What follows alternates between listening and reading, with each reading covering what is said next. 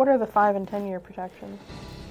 Oh, I'd have to go back to the regulations, but essentially those are ones that get you the protection of the regulation that says that they can only change it based on multiple evaluations and showing that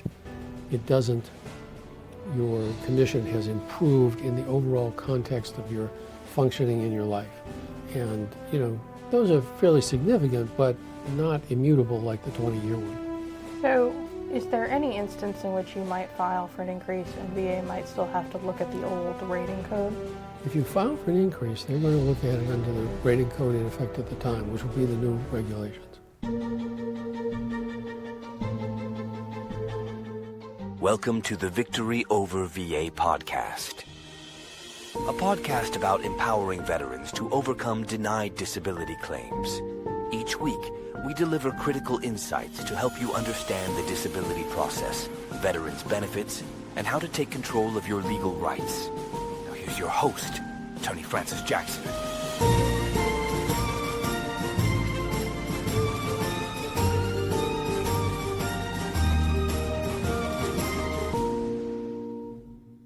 Victory Over VA. If you're a veteran struggling with the VA's disability system, or just want to make sure you're getting the benefits you've earned, you're in the right place. Don't forget to hit subscribe so you never miss an update that could change your life. I am Alexandra Jackson, here with renowned Veterans Disability Attorney Francis Jackson of Jackson & MacNichol. He has dedicated his career to helping veterans like you win the benefits you deserve, recovering millions of dollars for thousands of heroes. This podcast isn't just for veterans navigating the system.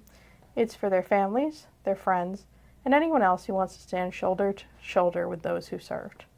So stick around, because we're here to make sure you get the support you need. Today's show is about ratings.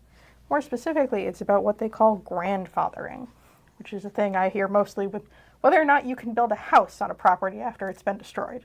So let's talk about that. There's a lot of changes going on with VA regulations right now. The rating codes. Yes. The part where they, decide what number how disabled you are for, your different body bits. Yep. In numbers, which is a wild system anyway. But what is grandfathering in this context? Well, grandfathering is an overarching term that people use to describe the effect of a whole series of different VA regulations about the circumstances under which the VA can change or remove an existing claim rating. So how much do veterans actually get grandfathered in? Like, is this something that they should rely on, or is this something that people think they have more than they actually have it? Well, that's a mixed bag. The regulations apply to a number of very specific sets of situations. So it's not fair to assume that all VA regulations are static forever. That is simply not true. There are Fair enough. We didn't know what PTSD was for a while. Right. But there are a number of regulations that limit the circumstances under which VA can change an existing evaluation of a claim as to severity, the percentage that's assigned. Okay. The VA has explicitly stated that their proposed changes, quote, will not affect evaluations of any veteran currently receiving compensation. Yeah, Is that actually true? Well, mostly. Here's how it works. What's going on is the VA has made two major changes in ratings. One is they're proposing to change how they rate sleep apnea. The other is they're changing how they rate tinnitus, or ringing in the ears. Which I'd say is tinnitus. Yeah. And tomato. Tomato, potato. Anyway, the net result of that is that it's really those two sets of regulations that we're primarily talking about. They are also making changes to the ratings for mental health, but those changes are probably, if anything, going to result in potentially better ratings for veterans. So it's not as concerning to focus on those. It's really sleep apnea and tinnitus that people should be very cautious about. So what are they doing with tinnitus? I mean, as it currently stands, that's really an on-off, right?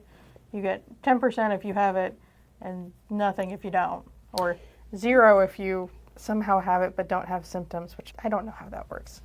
Yeah. I'm not sure I've ever seen a 0 for tinnitus, but it I does. have seen one. Okay. We got it up to 10. Because why Fair was enough. it 0 anyway? I don't know. Yes. So what the VA is proposing to do is to change those ratings, and by doing so, reduce what they're spending on those categories and move that money to some new, more expansive ratings for, or ability to get ratings for reservists in particular. I hate that we have to talk about it like that. Well, that's what they're doing. I know, but it's like, it shouldn't be this pie, right? Like, you should just all get the benefits. Anyway. I couldn't agree more, but nonetheless, that's what the Congress is doing with it at the request of the Secretary of Veterans Affairs. But going back to the specifics, your question was about what can they do with tinnitus. Well, they're not changing the 0 and 10. What they're changing is eligibility. So now they're saying that under these new regulations, you have to have a service-connected hearing loss in order to get service-connected tinnitus. And Interesting. the reality is that there's no real science that supports that. Tinnitus is as far as anybody can seem to understand it, a nerve-related condition, not necessarily tied to hearing loss in a particular way. But the VA is now trying to constrain it. It's currently the most widely paid benefit in all of VA disability. And Makes so sense. the VA wants to rein it in and redistribute the money elsewhere. And so they've changed this definition of who's eligible. But the second eligibility trap that doesn't explicitly mention is that hearing loss for VA purposes has to be worse than just having a hearing loss. They have a specific threshold. So not only do you have to have hearing loss, you have to have VA service-connected hearing loss, which means you have to have worse hearing loss than what is just hearing loss for the medical public. That is true, but they've tempered that a little bit, as you remember, because for the tinnitus part, you only have to have the service connection. So you could be at 0%. You wouldn't have to be high enough. You wouldn't have to have severe enough hearing loss to meet the compensable threshold. You do have to have it high enough to meet the eligibility threshold, which is what you were talking Which about. is still more advanced, yeah. Yeah. Okay. So, well, tell me about sleep apnea then, because as I understand it, the 50% rating is pretty common for folks with sleep apnea now. Is there an issue for going on an increase on that in the future, do you think? Well, the real trap there, it seems to me, is folks who ask for a reevaluation of their sleep Gets apnea worse, rating. they file for an increase, something Yeah, like that. yeah, because what's going on is right now the VA automatically grants a rating at 50% if the sleep apnea is bad enough to require the use of CPAP. The new regulations do it quite differently. They focus on the level of symptomology and how it affects your day-to-day functioning. It's a whole different structure to the rating system. So, Fascinating. Sounds Yeah. more like maybe a mental health or a TBI. yep, Less it's like that diabetes. it's that kind of thinking, that we're going to make it progressive based on symptomology. And so what the risk is, if you have a 50% rating for sleep apnea based on use of CPAP, usage. it is potentially disadvantageous, shall we say? One might even say dangerous for you To ask to... for an increase under the new regs. That's right. Or even to ask for anything that's going to trigger an overall reevaluation. So, for example, if you're at 50% for your sleep apnea and you have some other combined ratings that get you to, say, you're at 90%, you're asking for TDIU, the request for TDIU is going to trigger a complete reevaluation of all your ratings. And it could result in losing the 50% rating for CPAP and dropping you below the threshold for TDIU. That sounds terrible. it is potentially a serious trap for certain veterans. I mean, you know, if you look at the entire population that's receiving veterans disability benefits, the proportion of folks who are getting benefits based on sleep apnea and use of CPAP is a relatively small population. But for that group, Because it has to be connected to service. yeah, for that group, it is potentially a serious trap. So is there like a safe time period after which you could ask for TDIU or something peripheral, not sleep apnea itself, if you think your sleep apnea would decrease under the new ratings? Well, there are a couple ways to come at that. One is to look at the overall rating picture and see if, okay, say if tomorrow they reduce the 50% for sleep apnea to 10%, what would that do to the overall rating? As It you may know, not do anything. as you know, there are a lot of veterans who have such a constellation of serious physical problems that might not affect it at all, We're looking at you guys who used to jump out of planes. You've broken everything in your body. or at least damaged it. Yeah, Broken? but You broke it. you know, it just depends on the overall constellation. So you have to look at that. The second thing is, if VA has designated the condition as static, they won't reevaluate it on their own. It would only be triggered if you ask for some kind of an Other increase related. or change in rating that's going to affect it. But the third thing is, if you've had the rating for 20 years or more, it's untouchable. Are there shorter thresholds than 20 years? Oh, there are several, but Which, you know, for some of us is more life than we have had post-military.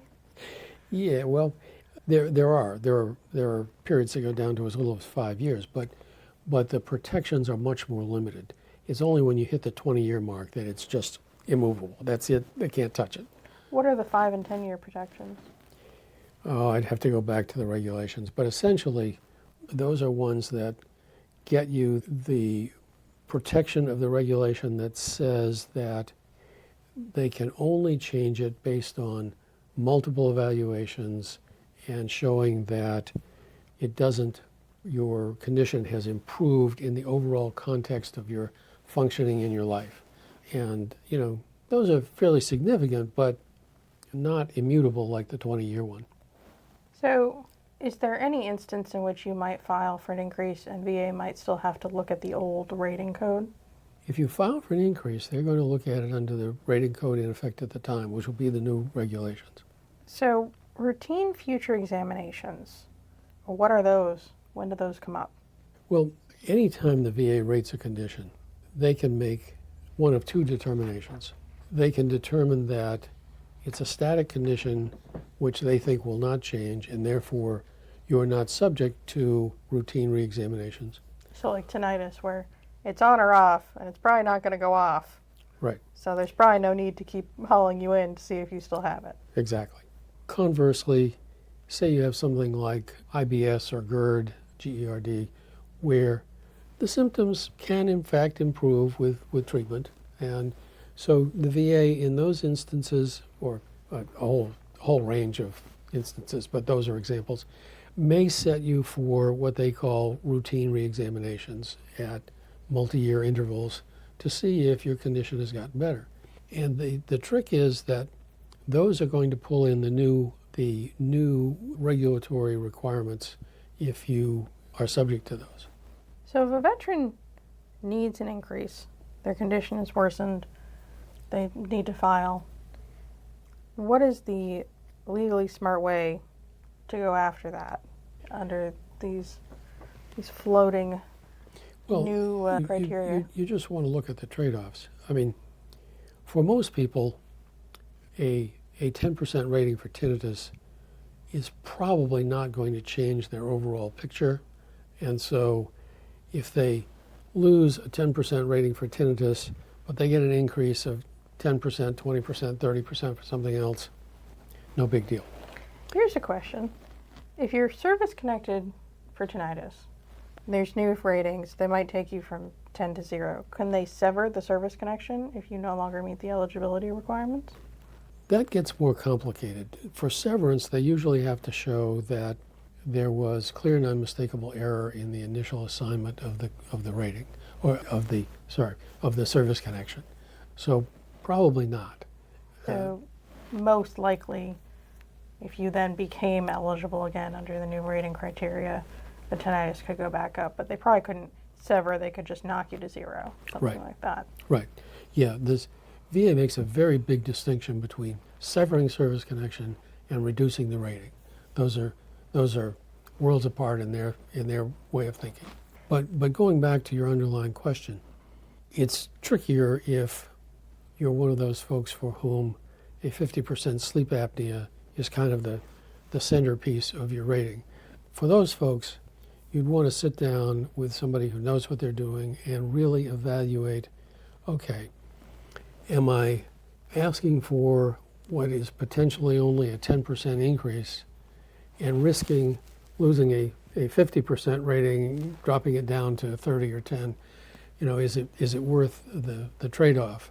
And that's, it's really that kind of an assessment. If you're someone who has 50% for sleep apnea based on CPAP use, you really just need to sit down and look at, okay, what are the alternatives here? If I ask for an increase, what could I potentially get? What could I potentially lose? Is it worth the trade-off? Is there a way for veterans to actually look at the rating criteria themselves? Sure. The rating criteria are public. You can look at them. And if you And how would you find that online? just ask Google or Claude or ChatGPT or any of the genetic. You want to ask them for the VA rating code for the specific condition. That's right, and it will show it to you. And in particular, you've got your most recent rating decision.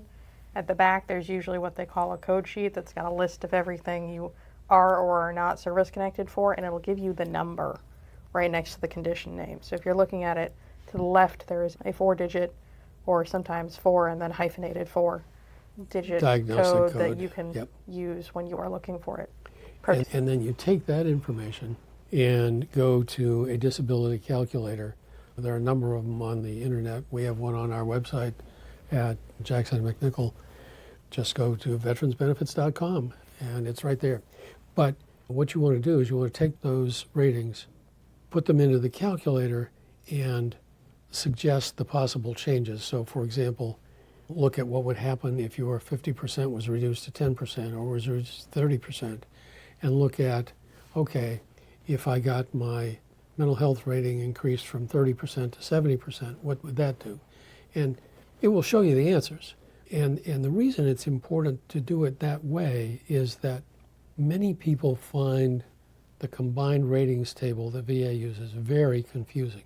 And that it's easy to see why that is, because what VA does, if you have 3 ratings, they start with the highest one. So say you've got 50%, in our case, for sleep apnea, and then you've got 10% for tinnitus, and then you've got 20% for something else, or say your left shoulder. What VA does is they start with the highest rating, so 50%. They go to the next rating, in this case, in this example, 20%, and they take 20% of the remaining 50%. They don't give you another 20 on top of the 50.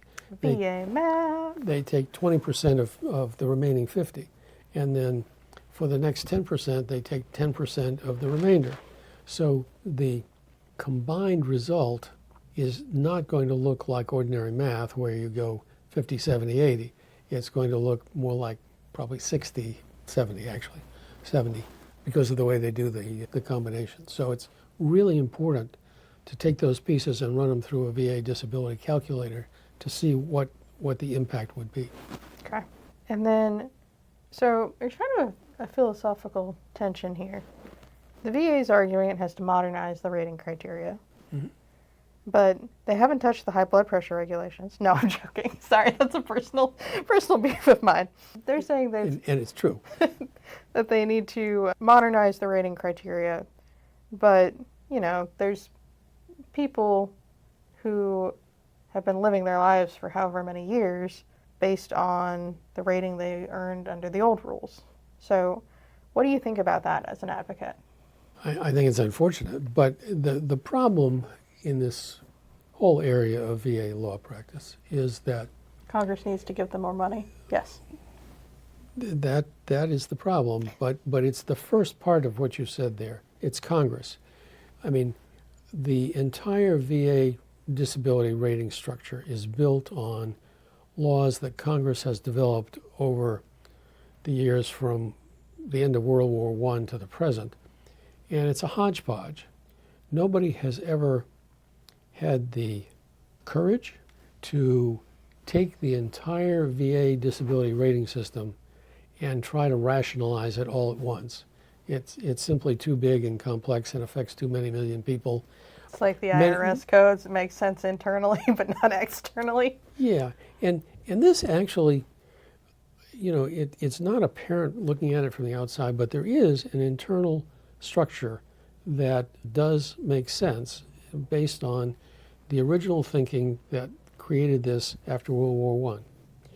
The thinking was that what we wanted to do was to create a system of disability compensation that would reflect the average degree of loss in a veteran's ability to earn from his or her labors, his at that time primarily. And so remember that unlike today where 90% of the country earns a relatively modest amount and the other 10% earns anything from millions to billions to trillions, there was a relatively flat income structure with only a very, very few ultra-wealthy people at the top. And most of the country was on a relatively simple economic scale. And so it made sense to try to replace earnings with these relatively small percentages. A person who could still work at some level would still be able to earn a relatively narrow band. And so they created this system where it was supposed to replace your earnings, and they took this system that we just talked about where the combined rating was intended to reflect the incremental loss in ability to earn. And it made a reasonable degree of sense in the time and place. Attempting to extrapolate it forward for 100 years has made it much less fair internally, but Kind of like Social Security as people age. Life expectancies get longer. yeah, there are lots of government programs that Burial benefits for Social Security, which were never attached to inflation. or even burial benefits for VA, which don't come near matching inflation. But all of that aside, the structure doesn't fit nearly as well today is the bottom line. That makes sense. And I understand we're out of time. Yes. Thank you for joining us for Victory Over VA. Please make sure to like and subscribe, and we will see you next time. Thanks for joining us this week on the Victory Over VA podcast. Make sure to visit our website, veteransbenefits.com/podcast, where you can subscribe to the show in iTunes, Spotify, or via RSS, so you'll never miss a show. While you're at it, if you found value in this show, we'd appreciate a rating on iTunes, or if you'd simply tell a friend about the show, that would help us out too. If you like this show, you might want to check out our free consultation to see how we can help you with your denied claim. Simply go to veteransbenefits.com and fill out the form. You fought for us. Now let us fight for you. And be sure to tune in next week for our next episode.